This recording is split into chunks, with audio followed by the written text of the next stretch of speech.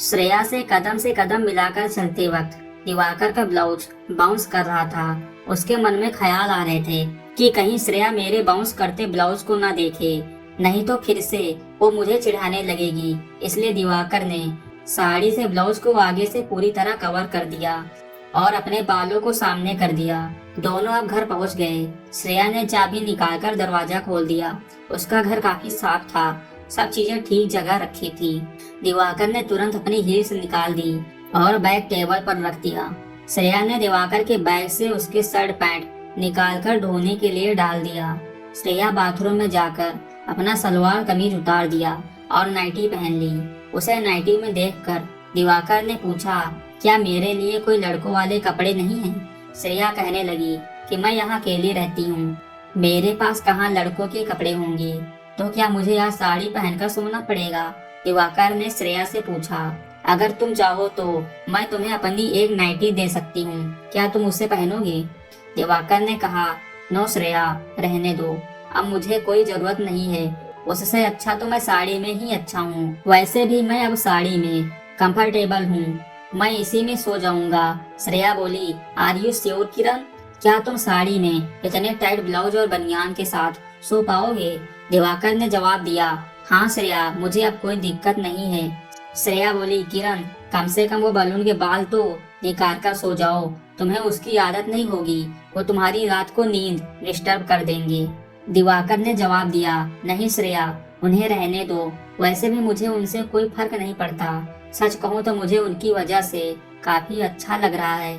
मुझे ये टाइट बनियान, ब्लाउज, साड़ी अच्छे लगने लगे हैं। मुझे तुम गलत मत समझो, मैं कोई गे या हिजड़ा नहीं हूँ, मैं नॉर्मल लड़का हूँ, पर जब से मैं लड़की बना हूँ तब से मुझे एक अच्छी सी फीलिंग आ रही है। दिवाकर की बात सुनकर श्रेया हंसने लगी। श्रेया बोली, कोई बात नहीं किरण, तुम कुछ गलत नहीं कर रहे हो। औरतों के कपड़े पहनने से कोई गे नहीं बन जाता, और अकेले तुम ही नहीं इस दुनिया में जिसे लड़की के कपड़े पसंद होते हैं। बहुत से मर्द अपनी बीवी, माँ या फिर गर्लफ्रेंड के कपड़े पहनते हैं। सो तुम बेफिक्र होकर सो जाओ। श्रेया को दिवाकर ने टाइट सी हक दी। श्रेया ने दिवाकर का बिस्तर रेडी किया। तब तक दिवाकर ने अपने मुंह और हाथ धोए, अपने बालों का क्लिप निकाल उन्हें खुला छोड़ दिया और जाकर सो गया। श्रेया भी लाइट बंद करके अपने बिस्तर पर सो गई। सुबह श्रेया जल्दी उठ गई। वो दिवाकर के पास आई और उसे उठाने के लिए, पर दिवाकर को गहरी नींद में सोते हुए देख वो रुक गई। वो दिवाकर को प्यार से देख रही थी। कहीं न कहीं उसके मन में ख्याल आ रहे थे कि वो लड़की होकर भी कभी साड़ी पहनकर नहीं सोई।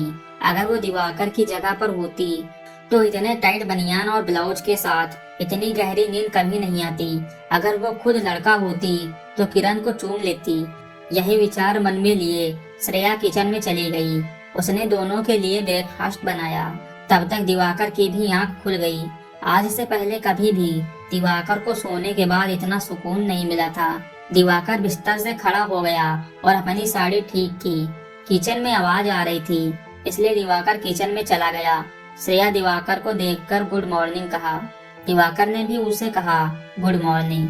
श्रेया ने दिवाकर को मुंह धोने के लिए कहा, तब तक मैं ब्रेकफास्ट लगाती हूँ। दिवाकर जब तक बाथरूम से बाहर आकर चेयर पर बैठा, तब तक श्रेया ने प्लेट्स लगा दी थी। श्रेया ने दिवाकर की ओर देखा और बोली, किरण, तुम्हारी बनियान स्ट्रेप ब्लाउज में से बाहर दिख रही है। श्रेया के ऐसा कहने से दिवाकर थोड़ा शर्मा गया और अपनी बनियान की स्ट्रेप को ब्लाउज के अंदर डाल दिया।